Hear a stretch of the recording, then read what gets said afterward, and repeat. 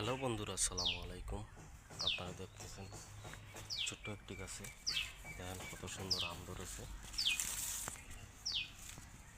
খুবই মিষ্টি আম, এইগুলো ছোট ছোট আম, খুবই মিষ্টি আমগুলো, কিন্তু পাকার সময় হয়ে গেছে। কিছুদিনের ভিতরে আমগুলো পেকে যাবে।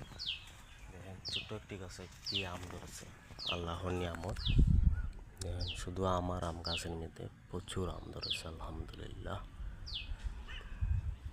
ভিডিওটা ভালো লাগলে অবশ্যই অন্যদেরকে শেয়ার করে দিবেন। ধন্যবাদ। প্রিয় বন্ধুরা, আসসালামু আলাইকুম। দেখেন ছোট একটি গাছে কত সবর আম ধরেছে। এই দেখেন শুধু আমার আম, এগুলো কিন্তু খুবই সুস্বাদু আম।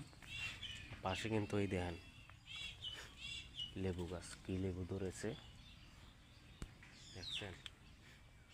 এগুলাকে জারা লেবু বলা হয় আমাদের সিলেটের অঞ্চলে ভাষায়, এগুলাকে জারা লেবু বলা হয়।